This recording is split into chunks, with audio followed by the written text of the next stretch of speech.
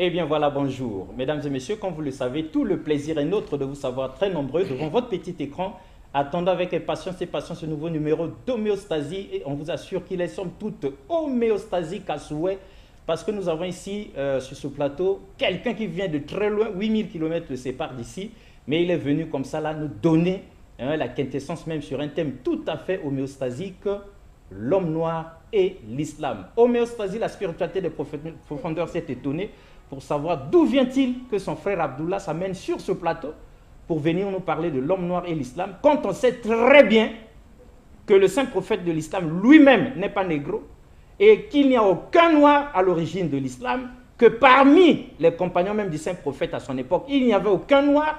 Donc l'Afrique où les noirs n'ont rien à voir avec l'islam. Normalement, on devrait fermer toutes les mosquées et faire repartir l'islam d'où ça vient. Ça ne sert absolument pas qu'on vienne nous dire ici, il y a un lien quelconque entre l'islam et l'homme noir, sinon l'homme noir et l'islam. D'où la pensée du jour, mesdames et messieurs. Les noirs ont peur de l'islam. Nous autres, nous ne voulons pas ça. Mais ce n'est pas homéostasie, la spiritualité de profondeur qui s'est amenée avec ce thème. C'est mon frère Abdullah qui est revenu de Paris. Il a fait Kinshasa, il est arrivé ici justement pour remettre la vérité sur ses rails, sinon remettre des points sur les i. Et il est accompagné par le très célèbre docteur Abdul Madid, hyper recherché dans le monde entier, au point où rien que le monde entier qui demande après Abdul Madid arrive à décharger le téléphone de la spiritualité des profondeurs. On dit, c'est quoi cette histoire-là? Abdul Madid, qu'est-ce qu'il a fait boire à tous les musulmans pour qu'on le réclame à corps et à cri? Chacun voudrait se retrouver dans son WhatsApp. Mais nous-mêmes, on ne sait même pas. Chacun veut avoir son numéro de téléphone. On ne peut pas vous le donner. Nous vous le disons chaque fois. Ce n'est pas notre faute, c'est pour permettre au docteur de se reposer. Parce qu'il n'est pas une machine. Alors, mon frère, bonjour. Bonjour, monsieur Alexis. Docteur, bonjour. Bonjour. Ça nous ferait du bien de vous recevoir sur ce plateau. Nous savons que nous sommes partis pour édifier les nôtres. Et là, comme nous sommes homéostasiques, on a lu l'Afrique en tête. Mais on va regarder ça après.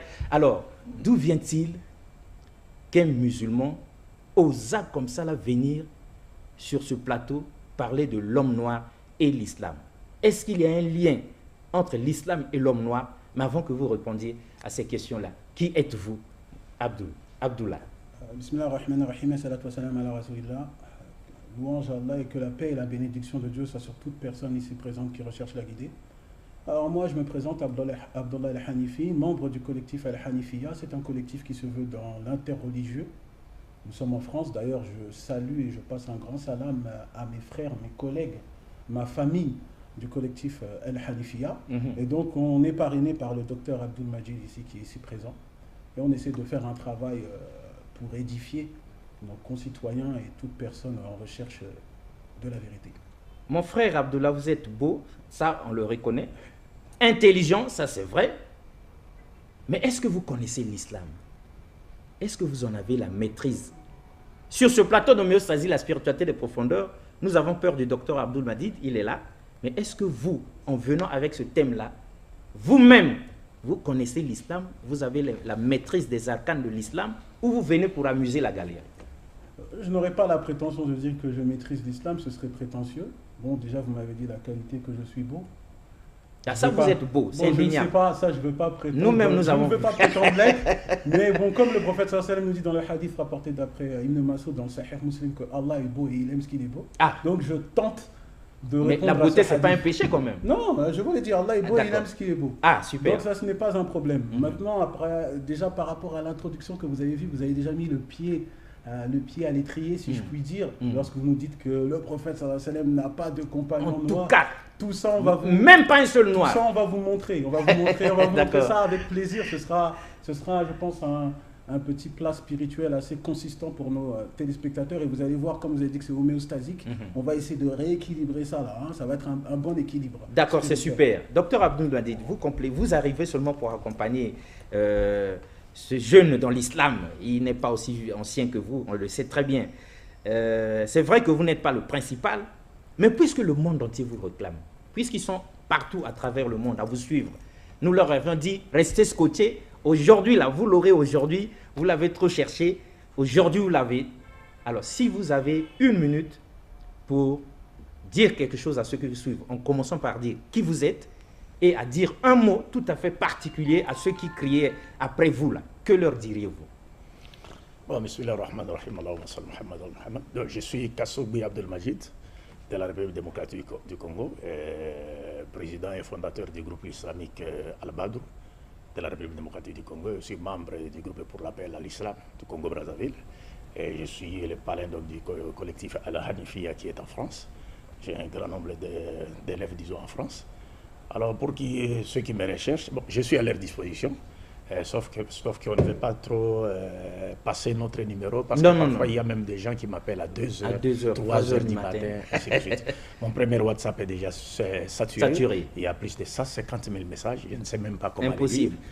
J'ai changé même de numéro de WhatsApp, j'ai un nouveau numéro. Mais du moins, je reste le serviteur de l'islam. Et quand vous en avez le temps, vous continuez quand même à leur expliquer des choses et d'autres. Oui, c'est votre mission. Bien sûr. Vous ne pouvez pas quand même empêcher les gens de vous poser des questions. Bien sûr. Là, je reviens fraîchement du Cameroun, où j'ai passé un séjour de presque 2 mois. Où les gens étaient heureux de nous dire Abdoulaye ici au Cameroun. Oui, plus de 2 mois même, je dirais. Plus de 2 mois. Et le thème principal qui a été abordé dans cette péripétie, c'était... la contribution de l'islam dans la pérennisation de la paix et du vivre ensemble. Super. Ok, alors, cela dit, le décor est planté. Mon frère, on vous écoute.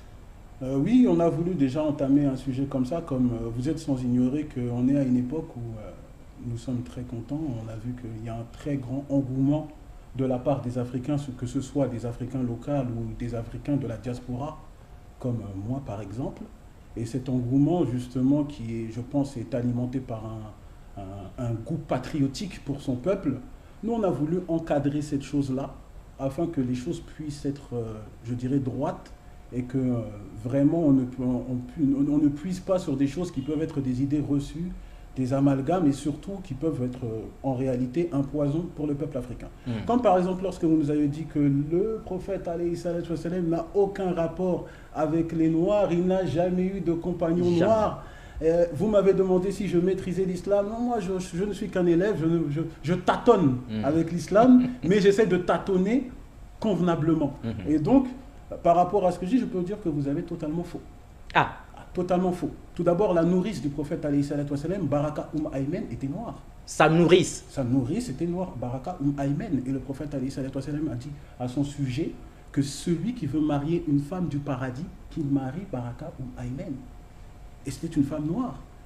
Le prophète sallallahu alayhi wa sallam avait un fils adoptif, Zayd, qui était noir.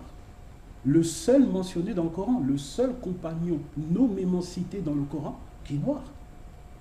Dans le Coran, on trouve une sourate, la sourate Luqman. Luqman était noir. Donc ça, c'est des choses que le musulman averti, ça ne peut que le faire sourire. Et je peux vous donner un conteneur de compagnons qui étaient noirs. El-Mikdad, El-Julaybib. Je peux vous en donner plein. Mais puisque nous avons mené des recherches et découvert qu'il n'y a pas plus grand raciste que le prophète. Alors là, ça c'est des recherches que je pense, vous n'êtes pas encore allé trop loin. C'est des recherches qui méritent encore plus de recherches. Là vraiment, parce que moi j'ai un hadith qui se trouve rapporté par l'imam al-Bukhari, où le prophète sallallahu alayhi wa sallam, lorsque son fils adoptif s'est marié avec sa nourrice Baraka Aymen, ils ont eu un enfant noir qui s'appelle Oussama ibn Zayd. Et le prophète sallallahu alayhi wa sallam a pris cet enfant-là dans ses bras, il a pris son petit-fils dans ses bras, et il a dit « Ya Allah, aime-les, car je les aime ». Et sa femme, Aïcha, nous rapporte que personne ne peut détester Oussama ibn Zayd. Car j'ai entendu le prophète sallallahu alayhi wa sallam dire « Celui qui n'aime pas Oussama ibn Zayd, Allah ne l'aime pas ». Alors regardez, le prophète sallallahu alayhi wa sallam nous dit quoi? Il nous dit que celui qui n'aime pas ce noir, alors il ne peut pas espérer avoir l'amour d'Allah. Donc comment on peut parler de racisme? On ne peut pas trouver de racisme dans ça. Dites mon frère, on sait que vous êtes musulman. Ça on le sait très bien. On vous le concède aussi. C'est normal. Mais est-ce que vous dites ces choses pour nous attirer dans un piège? Ou bien c'est authentique? Est-ce que c'est coranique? Est-ce que c'est historique? Est-ce que c'est vrai que... Si vous voulez du coranique, on peut vous le donner. Mais évidemment, nous on ne veut pas des choses en l'air. On sait depuis toujours, on vous dit ça. Peut-être que vous ne savez pas. Nous savons beaucoup de choses sur l'islam. Comme l'islam qui a mis au fer les Noirs que nous sommes, bien pire que les Européens qui sont arrivés après, les Arabes, dont le prophète, ont mis au fer les Noirs. Et ils nous ont traînés jusqu'à Zanzibar. On nous a dit ça à l'école. Et ils nous ont convertis par la force, par la terreur, par l'épée. On ne peut pas dire quand même. Là, vous rentrez dans un sujet que j'aime beaucoup. Ah, mais car c'est ça. c'est un Nous vous sujet- attendions au tournant, là. C'est un sujet que je vous l'avoue. C'est Donc, un pour sujet nous, qui les me tient Noirs, fortement à- l'islam, c'est pas notre qui affaire. me tient fortement à cœur. On vous Le écoute. docteur est là. Il va je compléter. reviens, avant de venir, Mhm. je vous annonce que je reviens du Togo et du Ghana. Du Togo, du Oui, Ghana. du Ghana, parce qu'au Ghana, le Ghana fait partie des 7 portes ouvertes, c'est-à-dire les 7 endroits dont les esclavagistes ont emmené tous nos descendants.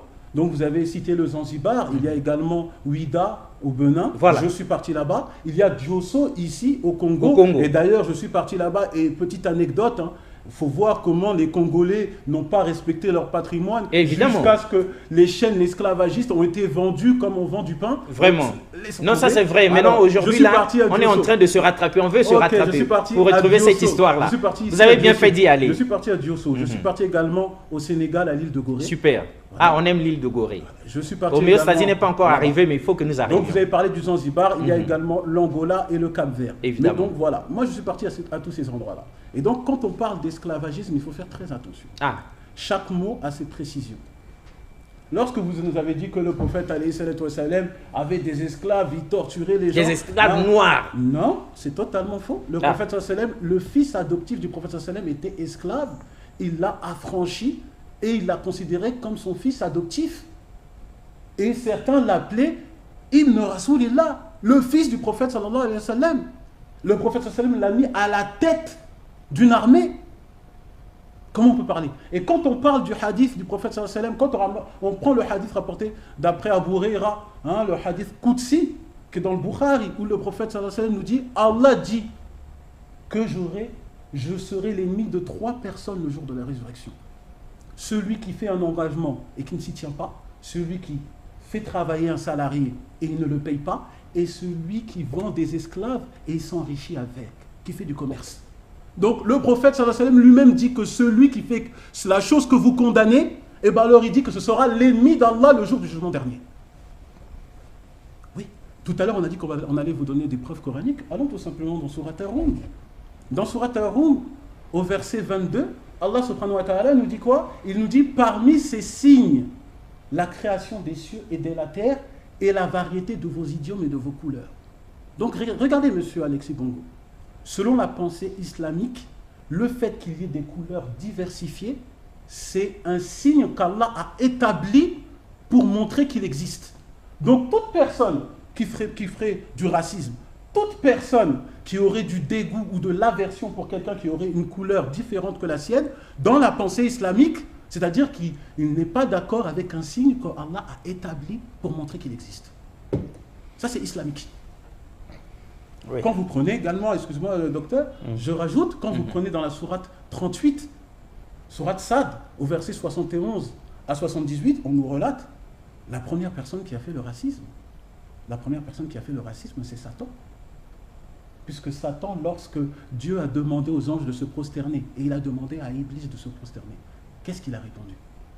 Il a dit, non, moi j'ai été fait de feu, et il a été fait d'argile. En quelque sorte, je suis mieux que lui. Mieux qu'Adam, disons. Il est mieux qu'Adam. Donc c'est du racisme.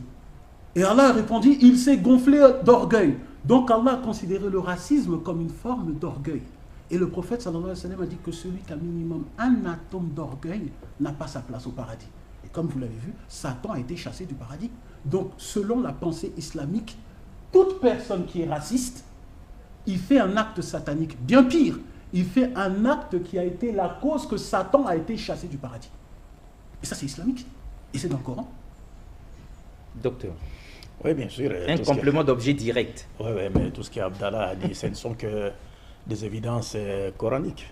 Vous savez que dans le Coran, Dieu, à travers le prophète Mohammed, a fait même de l'affranchissement des esclaves noirs à l'époque du prophète un acte de foi. C'est-à-dire, affranchir des esclaves, c'est un acte de foi. C'est pour montrer qu'on était un bon croyant, qu'on était un bon musulman. C'est authentique ce que vous êtes en train de dire.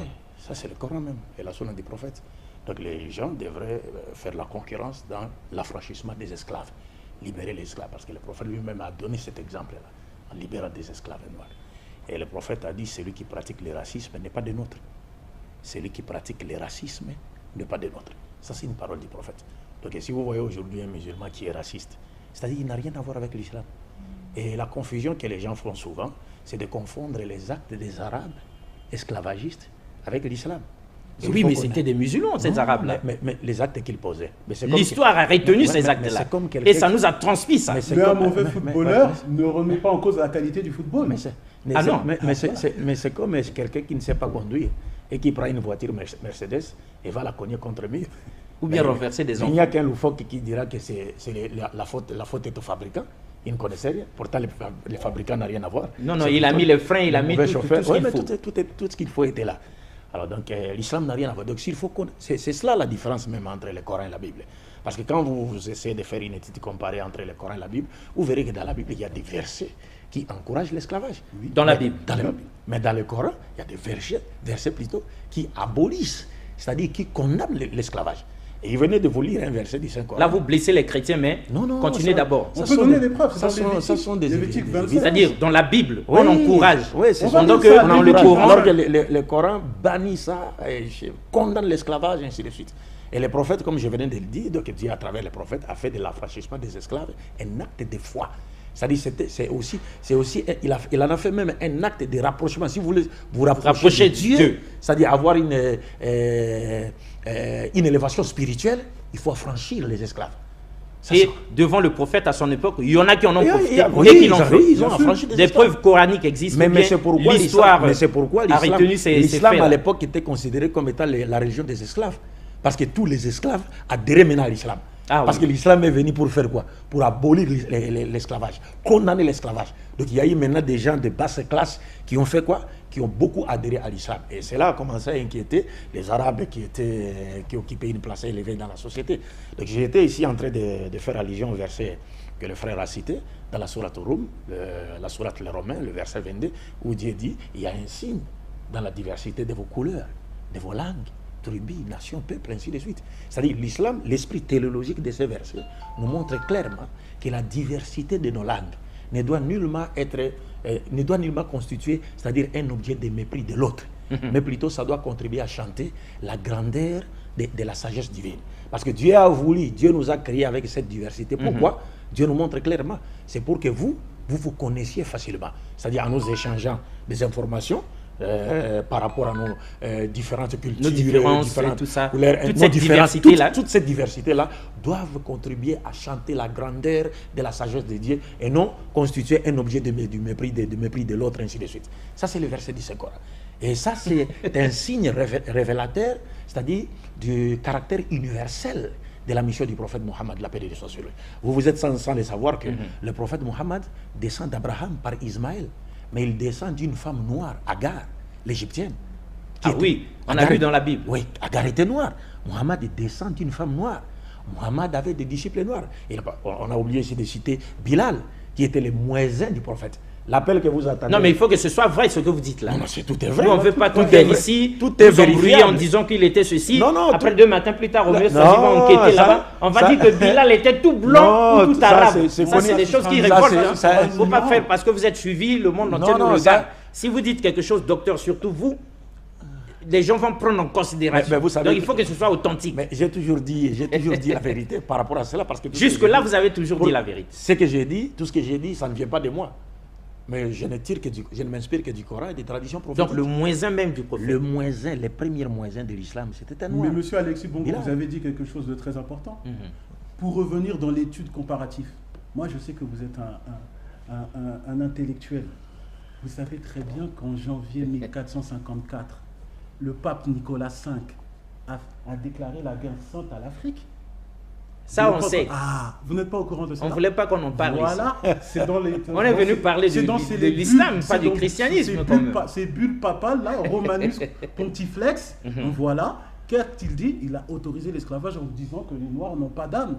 Mais regardez, moi, je vous demande, dans les 266 papes qu'il y a eu, donnez-moi un seul Noir qui a été le représentant religieux de la communauté catholique. Non. Mais pourtant, nous, on va vous donner... Dans toute l'histoire de l'Église. Non, mais pourtant, vous avez parlé d'histoire. Mais moi, je vous donne un ancien esclave affranchi qui est devenu le moufti, le représentant religieux de la Mecque. Atta ibn Raber, qui était noir. Authentique. Authentique. Atta ibn Raber, qui était noir. Accepté. et Je vous dis que respecté les par compagnons, les même autres les musulmans. compagnons du prophète sallallahu alayhi wa sallam s'asseyaient même devant lui pour apprendre la science. Quand c'était à l'époque des Omeyyades, il était le seul habilité à faire des fatawas, des avis juridiques. Et puis même, je peux aller plus loin, c'est un ancien esclave qui est devenu maintenant dirigeant des autres. Mais vous n'allez jamais voir ça dans le christianisme. Et pourquoi? Parce que vous allez tout simplement dans Proverbes, vous allez dans Proverbes chapitre 19 verset 10, où il est dit, il ne sied pas à l'insensé de lui donner des délices, combien même à l'esclave de dominer des princes. Donc dans la pensée chrétienne, un esclave ne pourra jamais à l'avenir dominer ses maîtres.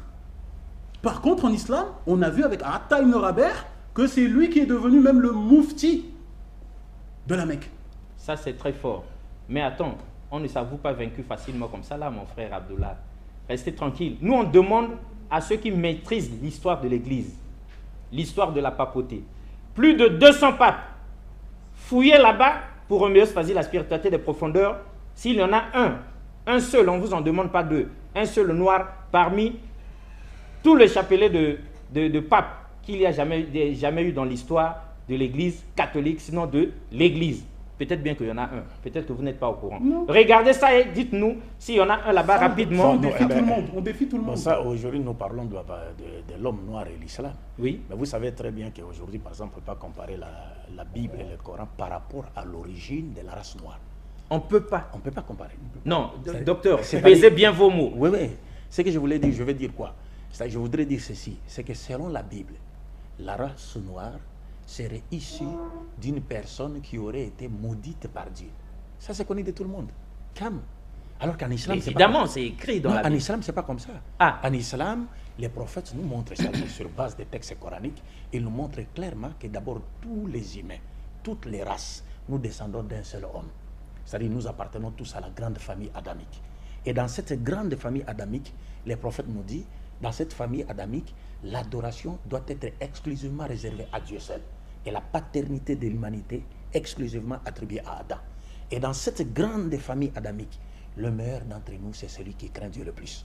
Ce n'est pas celui qui est blanc, ce n'est pas celui qui est rouge, ce n'est pas celui qui est noir, ce n'est pas celui qui est jaune, mais plutôt celui qui est pieux. Sur le plan vertical, le meilleur d'entre nous est celui qui craint Dieu le plus. Et sur le plan horizontal, le meilleur d'entre nous, c'est celui qui est utile aux autres. C'est ce que l'islam nous enseigne. Est-ce que vous comprenez? Et c'est pourquoi dans les versets auxquels le frère a fait allusion, Dieu nous dit, dans la diversité de vos langues et de vos idiomes, couleurs, ainsi de suite, il y a un signe pour le monde. Ça y est, je l'ai expliqué ici en disant, cela ne doit nullement constituer un objet de mépris de l'autre, mais plutôt ça doit contribuer à chanter la grandeur de la sagesse divine qui nous a créés dans cette diversité pour que nous nous connaissions facilement, on s'échange nos différentes, comme vous l'avez dit, c'est si bien dit d'ailleurs. Est-ce que vous comprenez? Et c'est pourquoi aussi le prophète Mohammed est le seul prophète issu de la postérité d'Abraham qui a, c'est-à-dire placé toutes les races sur le même pied d'égalité en basant les critères de noblesse sur la piété. Il a dit, et non sur la couleur. Non, il a dit l'arabe n'est pas supérieur à un autre être humain. Un autre humain n'est pas supérieur à un arabe, lui-même étant un arabe. Mais il dit l'arabe n'est pas supérieur à un autre être humain. Un autre être humain n'est pas supérieur à un arabe. Un blanc n'est pas supérieur à un noir n'est pas supérieur à un blanc, que par la piété. Le meilleur d'entre vous est celui qui craint Dieu le plus. Évidemment. Aucun prophète de la Bible ne l'a enseigné. Si, ça c'est aucun. Okay. Mais non, mais les hommes de Dieu vont nous dire si qu'aucun n'a enseigné. Mais pour vous, on a une question. Est-ce que quelque part dans le Coran, on n'a pas dit que les Noirs sont les tout derniers? Pas du tout. Pas du tout. C'est impossible. On méprise. C'est impossible. Mais Allah il dit dans le Coran, dans la sourate At-Tin, Oui. Allah il dit la insan fi ahsani taqwim. J'ai créé l'être humain de la forme la plus parfaite. Comment maintenant on va dire il va dire que les Noirs sont les derniers? Non, si vous voulez trouver ça, on va vous trouver ça dans la Bible. Dans Cantique, chapitre 1, verset 5, quand on regarde les traductions actuelles, vous allez voir, c'est écrit quoi? Je suis noir, mais belle. Ah, vous connaissez pas nous ça? avons lu ça dans la Bible. Quand on parle de la reine de Saba, évidemment. on parle de la reine de Saba, et pourtant, quand on prend le texte en hébreu, c'est pas du tout ça. La particule employée, c'est le vav, qui est une particule de coordination. Mais bizarrement, quand on prend la traduction vulgate, la traduction latine faite par Saint Jérôme, maintenant, on a remplacé par le mot latin sum, c'est une particule d'opposition. C'est-à-dire, je suis noir, mais belle. Comme si être une femme noire serait un obstacle à la beauté. À la beauté. Mais pourquoi? Sur quoi il se base pour dire cette chose-là? En tout cas, ça c'est problématique. Hein, que les mordus de la spiritualité, regarde ça, on a deux questions pour le docteur Abdul Majid, comme on l'a sur ce plateau, pardon, et on reviendra sur vous. Docteur, au lieu que nous attendions qu'on nous appelle, qu'on nous dise, qu'on nous envoie des SMS par ce numéro pour nous dire, vous qui avez la maîtrise de ces choses-là, parce que quelqu'un nous disait hier encore, il faut que je voie docteur Abdul Majid de mes propres yeux, parce qu'il a une culture générale spirituelle extrêmement poussée. Deux questions. La première, est-ce que de toute la lignée des papes qui existent, il n'y en a pas eu un noir? Non, pas du tout. Bon, deuxième question. On a voulu proposer un noir comme pape avant l'élection du pape de Benoît XVI. Oui, oui. Mais les gens sont opposés. Parce que les gens bouillonnaient, on se disait peut-être que pour une fois, il y aurait un noir, peut-être. Et j'ai regardé, j'ai vu même des blancs à la télé qui disaient, mais qui baiserait la main d'un noir, d'un pape noir. Des blancs chrétiens. Oui, des blancs chrétiens. C'est-à-dire qu'un cardinaux, tout ça, des archevêques et tout ça, des blancs chrétiens, un noir qui est devenu avec pape, la foi. Et puis un blanc va prendre sa main et puis baiser sa main comme ça. Ils ont dit ça, c'est non, vraiment... Non, il ne peut pas. C'est l'horreur abominable. Mais chez nous à l'islam, nous baisons, c'est-à-dire les mains de nos imams noirs. Et vous avez vu même à la Mecque, qui est la direction de la prière, l'axe principal vers lequel les musulmans se dirigent pour faire la prière, il y a un imam noir là-bas. Un imam noir à la Mecque. Adil Kalban, il est venu même, il nous a rendu visite à Kinshasa. Authentique. Et nous avons ensemble avec lui donné des conférences à Kinshasa. Un noir. Et derrière lui, il dirigeait la prière. Derrière lui, il y avait des arabes, des blancs, ainsi de suite. Parce qu'en islam, le meilleur d'entre nous est celui qui craint Dieu le plus. Docteur, c'est cela les critères de on vous connaît. Donc nous, en même temps, on est très prudents avec vous. On sait que ce que vous venez de dire est vrai. Mais dites-nous, le frère Abdullah parle de la bulle papale. Est-ce que c'est authentique? Oui, est-ce qu'un pape peut déclarer une telle abomination, regardez, une telle horreur? Monsieur Alexis, parlons-en. On va vous faire lire quelque chose. Parlons-en de cette fameuse bulle papale. Tout est authentique. Lisez là, c'est entre crochets. Entre crochets. Ça, c'est le commentaire de Rachi, l'un des plus grands commentateurs juifs de la Bible. Alors, il nous dit, voilà la traduction littérale du verset de Genèse, chapitre 12, verset 11, quand Abraham s'apprêtait à rentrer en Égypte avec Sarah. Lisez-nous le passage avec crochet. Voilà. Le moment est venu, maintenant, de se faire du souci à cause de ta beauté.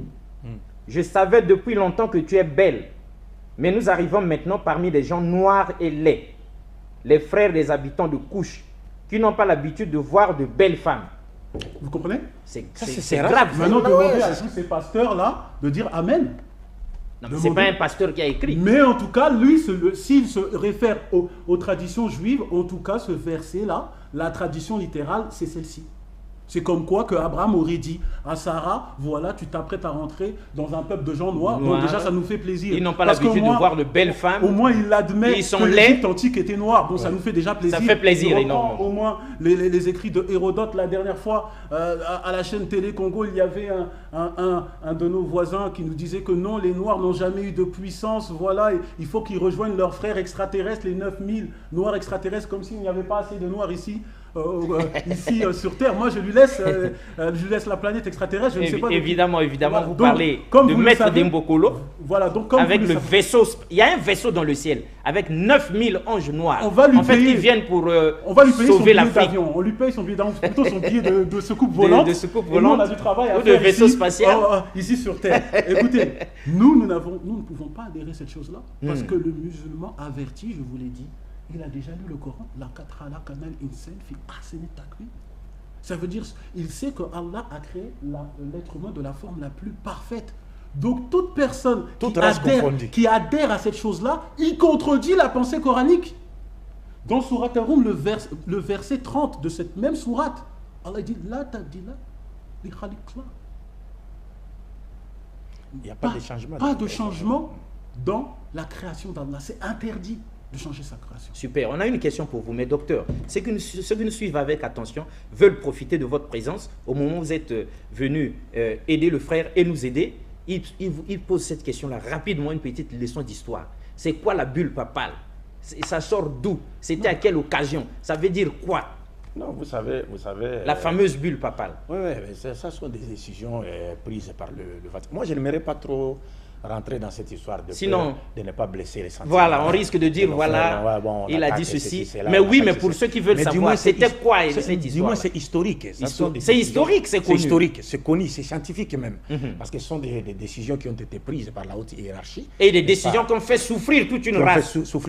Qui ont légitimé l'esclavage. Oui, c'est ça. C'est ça. Et ça, c'est en se basant sur l'esprit théologique de certains versets de la Bible. Parce que déjà, dans l'Ancien Testament, l'esclavage est autorisé.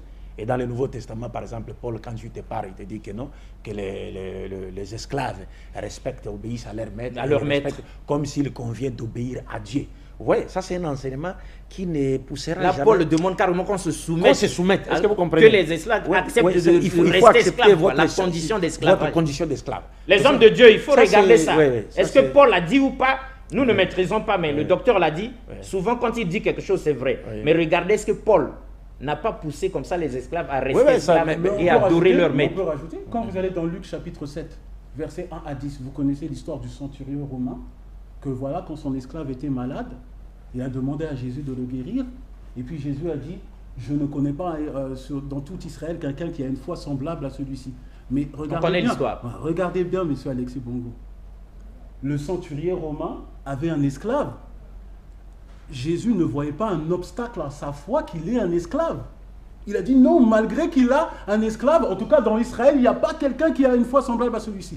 Mais pourtant, quand on regarde le prophète sallallahu alayhi wa sallam, quand on regarde le hadith rapporté d'après Bukhari, quand le prophète sallallahu alayhi wa sallam nous dit celui qui affranchit un esclave, Allah sauvera son corps du feu comme il a sauvé le corps de cet esclave. Vous voyez que le prophète alayhi wa sallam, il a mis un lien avec la foi, le fait de pouvoir être sauvé du feu par le fait d'affranchir un esclave. Très très important. C'est très important. En tout cas, c'est le jour et la nuit quand on compare, quand on fait une étude comparative avec ce qui est écrit dans la Bible. Le docteur Abdul Majid s'est retenu, parce qu'après on va le dire, oui, le docteur, c'est pas le docteur, c'est historique. La bulle papale, quand ça se prenait, le docteur n'était même pas encore né. Nous, il le fait de constater les dégâts, parce que ça a mis en esclavage tout un peuple durant plus de 4 siècles. Alors là, quand on parle, est-ce que c'est criminel? En tout cas, tous les catholiques en soutane devraient venir ici nous expliquer d'où vient-il que le pape, qu'il y eut un pape dans l'histoire de l'humanité, comme ça, a légitimé, à rendre possible l'esclavage sur les bases bibliques et scripturaires, la parole de Dieu. Comme pour dire, avec notre frère Abdullah qui vient seulement de le retracer ici, que les Noirs n'ont pas d'âme, que eux, vous pouvez les considérer comme des animaux, vous pouvez les considérer comme des meubles, du mobilier. En tout cas, ça ne change absolument rien. Monsieur Alexis Bongo, il faut recadrer les choses. Quand on parle d'esclavagisme, il faut savoir que l'esclavagisme a été en tout lieu et en tout temps. Les premières traces de l'esclavagisme, c'était en Mésopotamie avec le code d'Amachouri. Et les esclaves, ce n'était pas une même forme d'esclavagisme comme l'esclavagisme qu'on peut voir, par exemple, biblique. Quand vous allez biblique, on peut frapper son esclave.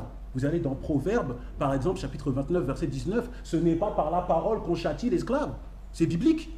Et quand vous allez dans Exode, chapitre 21, le maître peut frapper son esclave. S'il ne le tue pas, il n'est pas puni. Mais pourtant, islamiquement parlant, celui qui frappait son esclave, parce qu'on va même rentrer dans ce terme qui est servant, celui qui frappait son esclave devait l'affranchir. Vous prenez le Sahih Muslim d'après Abou Massoud. Celui qui frappait son esclave on vous dit, devait l'affranchir. Je vous donne l'histoire d'Abou Massoud qui avait frappé son esclave. Le prophète sallallahu alayhi wa sallam s'est énervé. Il lui a dit, Allah a plus d'autorité sur toi que toi sur cet homme.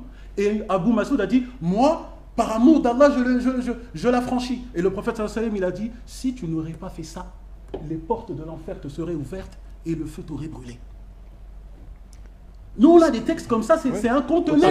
C'est authentique. C'est-à-dire qu'il y a un certain nombre de mécanismes qui ont été établis par le prophète lui-même et qui visaient à affranchir tous les esclaves. Mais on a l'impression que le prophète avait cerné tous les problèmes de l'humanité. Oui, mais parce que vous savez, même les solutions qui ont été apportées par les prophètes, ce n'est pas comme celles qui ont été apportées par les Américains.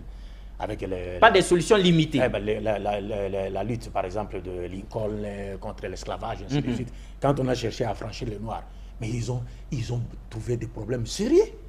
De sorte que certains esclaves ont même souhaité retourner chez leur maître. Évidemment. Alors qu'à l'époque du prophète, ce n'était pas comme ça. Il y avait des mécanismes, c'est Dieu lui-même qui l'avait inspiré au prophète. Et quand on les mettait en pratique directement, les choses allaient comme sur des rails. Vous voyez. Donc ça poussait les gens à considérer les esclaves comme étant leurs frères. Les prophètes exigeaient même au maître de s'habiller comme son esclave.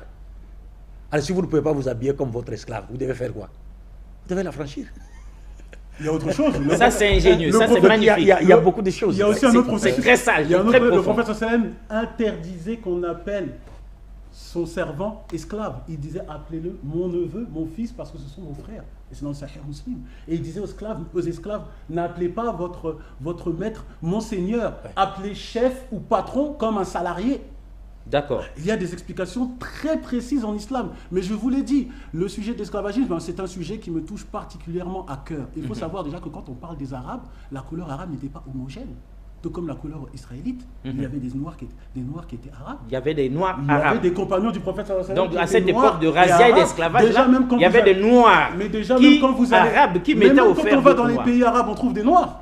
Évidemment. Quand on va au Yémen, il faut savoir, parce qu'on a toujours cette idée de penser, de mettre un lien entre l'esclave et le noir. Mais pourquoi faire cela? Je vous rappelle que nous, en tout cas islamiquement parlant, le musulman averti, il se rappelle que quand les musulmans étaient persécutés, ils sont partis se réfugier chez un royaume noir d'Abyssinie, le roi Négus, et que le roi Négus avait la possibilité de lui les réduire à l'esclavage, ces gens-là. Le roi Négus... Il aurait pu le faire. Mais le roi Négus avait un royaume tout puissant. L'Éthiopie, l'Abyssinie n'a jamais été colonisée. Il y avait le royaume d'Aksum. C'est ce que nous dit l'histoire. Oui, ça c'est une histoire que le peuple africain doit connaître. On a cette idée bizarre de penser que l'homme noir, c'était un esclave faible. Non, Allah même parle dans Sourate El-Fil, la sourate Les éléphants, du peuple éthiopien qui a failli conquérir la Mecque. Ils avaient une armée ultra puissante. Il faut qu'on retrouve l'histoire. Donc maintenant le problème, pourquoi justement on a voulu entamer un sujet de la sorte? Car malheureusement, et vous le savez par rapport à tous les incidents qu'il y a actuellement dans le monde et dont le peuple africain est victime, alors on tombe vraiment dans une grande amalgame qui pousse certains à un séparatisme du peuple. Mais nous, musulmans, nous ne pouvons rétrograder à un communautarisme quand nous savons que le message islamique est universel. C'est impossible. Ça, c'est revenir au niveau -1 quand nous sommes déjà au 18e étage. C'est impossible. Est-ce que vous comprenez, monsieur Alexis Bongo? C'est très important. On s'efforce de comprendre. Ah, c'est très important, monsieur. On s'efforce de comprendre, mais mon frère Abdullah, bon, quoique n'étant pas musulman, est-ce que je peux me permettre d'appeler mon frère Abdullah et ça ne vous blesse pas? Non, ça ne vous fait rien. D'accord. Mais non. Les prophètes lui-même dit, vous descendez tous d'Adam. Vous êtes des frères. Ah, super. Nous sommes tous des frères parce que nous descendons tous d'Adam. Super. Mon frère Abdullah, une question pour vous et le docteur répondra aussi. On est entre nous. On parle de l'homme noir et l'islam. Ici, c'est des noirs qui sont là. Alors, ne faites pas comme si on vous a déjà acculturé, on vous a déjà déracialisé. On crée un mot là, on ne sait pas. Le docteur sait que nous inventons quelque chose comme pour dire on a retiré le logiciel racial pour en mettre un autre. Vous êtes noirs, nous sommes noirs. Merci docteur. Dites-nous, entre nous, est-ce que les noirs musulmans, les musulmans noirs, sont vraiment des musulmans au même titre que les autres musulmans du monde? Devant Dieu, oui. Ils sont considérés? Devant Dieu, oui. Maintenant, si certains des musulmans ou de personnes qui se disent musulmans ont le cœur malade, moi je n'ai pas besoin de me contaminer par ces personnes malades. Est-ce que vous me comprenez? Moi, je prends comme exemple le prophète alayhi salatu wassalam, qui considérait un homme noir comme son fils adoptif, qui considérait l'enfant de cet fils adoptif comme son petit-fils, qui disent qu'on le surnommait, ce petit noir-là, on l'appelait Hub Rasulillah, l'amour du prophète sallallahu alayhi wa sallam. Moi, c'est cet exemple-là que je regarde. Je regarde Julaybib, cet arabe noir, car il y avait des arabes noirs, je vous le répète. Et Julaybib, le prophète sallallahu alayhi wa sallam disait Ada minni wa ana minnu, celui-là est de moi et moi je suis de lui. Nous, c'était cet exemple-là qu'on prend. On n'a pas besoin de regarder les mauvais footballeurs. Alors, docteur, est-ce que, parce qu'on sait, et vous le savez mieux que nous, que par les temps qui courent, c'est l'islam qui est captivant et c'est tout le monde qui vient vers l'islam. En tout cas, les conversions se sont beaucoup plus vers l'islam qu'ailleurs. Ça, on sait. Mais est-ce que tous ces noirs-là, tous ces jeunes-là, tout ce monde qui se convertit à l'islam-là, aussi négro que nous-là, est-ce que vous pensez qu'ils sont vraiment des musulmans est considéré comme tel dans les archives de l'islam, de la religion, jusqu'à la Mecque, on sait que c'est des musulmans, des vrais musulmans. Non seulement Ou bien c'est des musulmans de basse classe. On fait ça seulement pour que ça puisse occuper la terre, mais voilà, on fait comme s'ils étaient comme nous, hein? On fait semblant un peu, mais ils ne sont pas comme nous. Non, on ne peut pas faire semblant. Qui décide de qui est musulman et qui ne l'est pas? On ne peut pas faire semblant lorsqu'on sait qu'il y a des textes coraniques et des textes tirés de la tradition prophétique, n'est-ce pas, qui montrent clairement aux Noirs qu'ils ont leur place, n'est-ce pas, dans l'humanité. Parce que comme je l'ai dit, les prophètes ont dit... Parce que ce sont ces textes qui font autorité. Mais c'est ça. C'est l'islam, ce sont les textes. Ce n'est pas le comportement des Arabes. Des uns et des autres. Mais il y a une sourate qui porte le nom d'un Noir. Sourate Luqman. Oui. Ça porte le nom d'un Noir. Ça, c'est fort. C'est fort. Et dans cette sourate, attention, dans cette sourate, c'est-à-dire chaque musulman qui lit le Coran, il est obligé de faire l'éloge de cette personne noire. Puisque dans le passage islamique, parce que regardez, je vais vous faire lire même un passage du deuxième Moïse dans la tradition juive, Maïmonide, le Rambam, ce livre-là, qui, d'ailleurs, petite anecdote, il a été écrit en arabe et traduit en hébreu, parce que c'est une personne qui a vécu dans le monde arabe. Donc pour toute personne qui nous disent les musulmans, leur hobby, c'est de traquer les juifs, sachez que la plus grande autorité juive a vécu en prospérité dans le monde musulman. Regardez ce qu'il dit. Non seulement cela, mais les juifs ont également connu leur âge d'or sous la domination musulmane. Et il y avait aussi dans le peuple israélite, j'en parlais avec docteur hier, il y a des Israélites qui étaient noirs. Il y a les Danites, quand on parle des 10 tribus perdues de la maison d'Israël, les Danites, on les trouve en Côte d'Ivoire, les Dan dans la région de Mans. Si, il y en a qui revendiquent ça. On parle également des Lemba. Donc ce n'était pas une homogénéité. Et on va lire un passage de Maïmonide qui, je pense, va vous surprendre. Regardez qu'est-ce qu'il nous dit. C'est dans le livre Le Guide des Égarés, c'est une référence. Il nous dit ceci. Quant à ceux qui étaient hors de la ville, hors d'Israël, ce sont tous les hommes qui n'ont aucune croyance religieuse, ni spéculative, ni traditionnelle. Comme, par exemple, il donne des exemples, les derniers des Turcs dans l'extrême nord, les nègres dans l'extrême sud et ceux qui leur ressemblent dans nos climats. Ceux-là sont considérés comme des animaux irraisonnables. Je ne les place point au rang des hommes.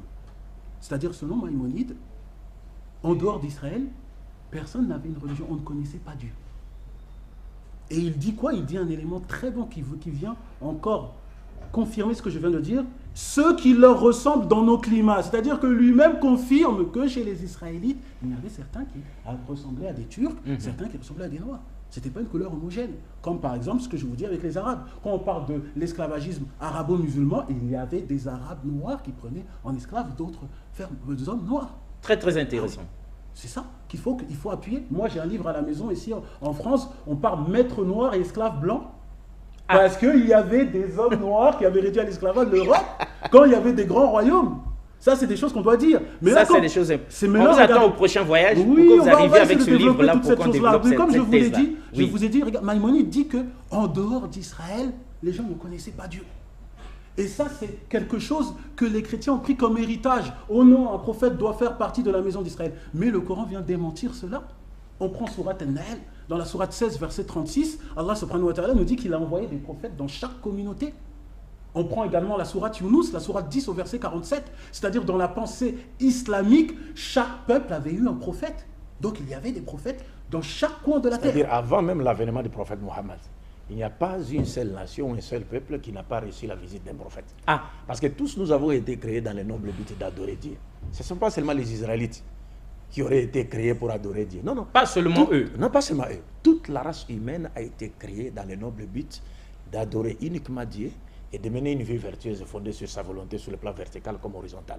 Cela étant, toutes les races du monde ne pouvaient connaître le but de leur existence sur terre qu'à travers quoi? Qu'à travers l'envoi des prophètes, qui étaient donc les porte-paroles de Dieu. C'est pourquoi le Coran rétablit cette vérité en disant Dieu a suscité des prophètes par chaque communauté. Et vous les considérez tous? On les considère. Tous. Mais ça sans exception. Ça fait partie de l'un des 6 piliers de la foi en islam. C'est-à-dire nous devons de croire à tous les prophètes de Dieu sans exception.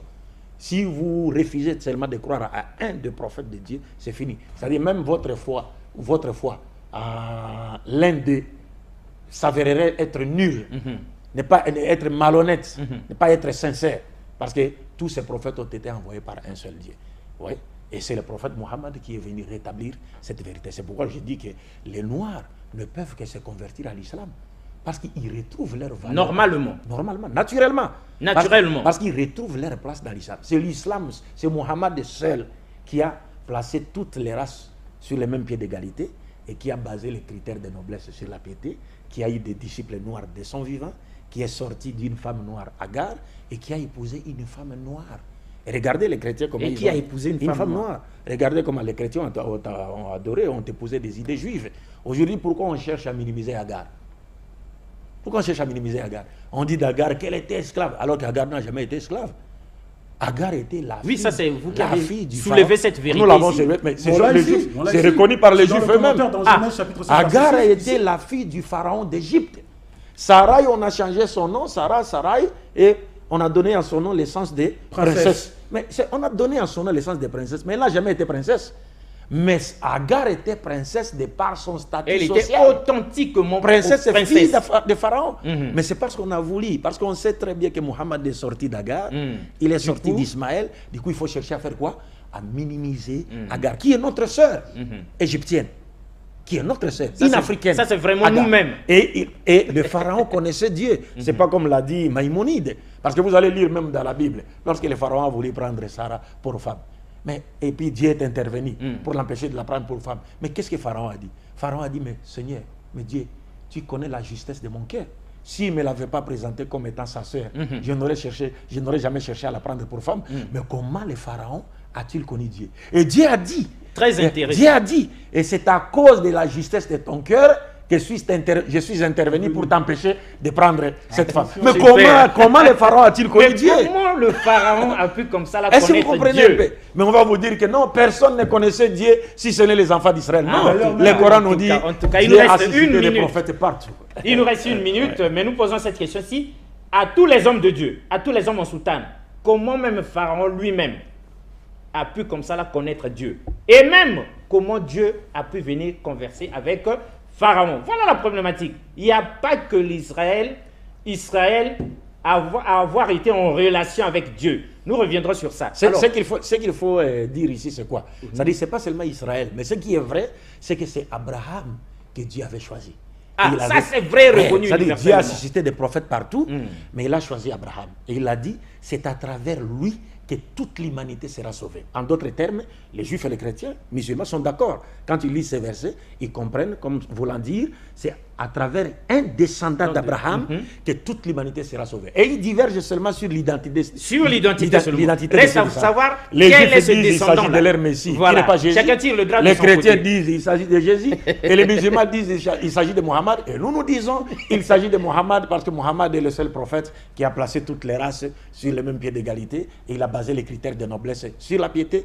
Et il est le seul prophète ici de la postérité d'Abraham qui a dit j'ai été envoyé à l'humanité tout entière. J'ai clos la prophétie. Il n'y a pas de prophète après moi. L'arabe n'est pas supérieur à notre être humain, comme nous l'avons dit ici. Et notre être humain n'est pas supérieur à un arabe. Un blanc n'est pas supérieur à un noir n'est pas supérieur à un blanc, qui est par la piété. Le meilleur d'entre vous est celui qui craint Dieu le plus. Super. Et ça, qui peut s'opposer à ça? Qui peut contester ça? Qu'est-ce qu'il y a de plus grand? Ou encore, qu'est-ce qu'il y a de plus équilibré que ça?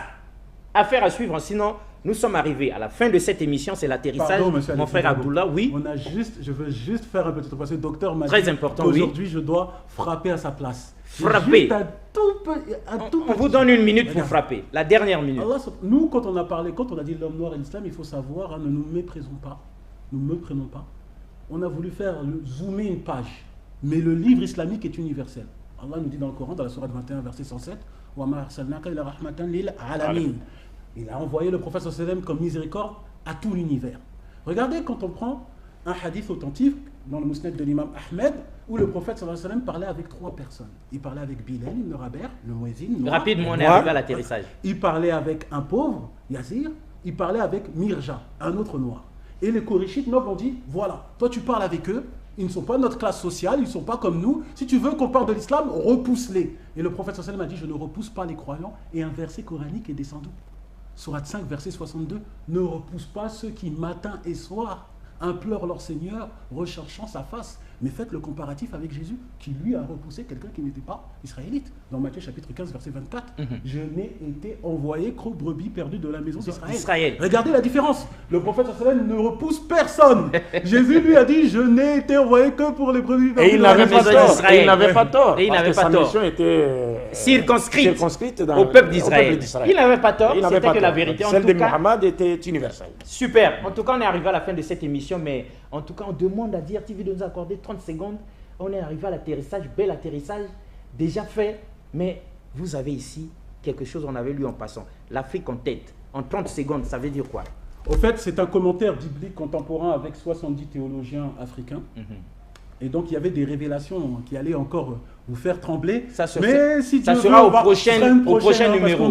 Quand vous serez revenu. On aime cette température. C'est bien de décrypter ces vérités-là. Donc, c'est avec commentaire biblique avec 70 théologiens africains qui a été confirmé, approuvé par les plus grands théologiens, dont par exemple Henri Blocher, un théologien international dont j'ai eu l'opportunité de débattre. Et donc, on avait voulu vous montrer. On avait voulu creuser là-dedans, mais c'est affaire à suivre. En tout cas, toutes mes félicitations, mon frère. Vous nous avez ouvert les yeux sur la vérité, sur l'islam. Vous qui disiez qu'il n'y avait aucun lien entre le saint prophète de l'islam et l'Afrique, vous vous étiez trompé. Vous qui disiez qu'il n'y avait aucun noir autour du prophète, vous l'avez entendu. Et que vous qui dites qu'aujourd'hui, l'Afrique devrait penser à autre chose qu'à l'islam, vous vous trompez énormément parce que la vérité africaine est essentiellement islamique. Et c'est ça ce que nous venons de découvrir. Et c'est ça la voie de sortie pour cette Afrique qui se cherche, qui est comme ça là le dernier des continents. Au revoir et à la prochaine. Merci beaucoup une fois de plus.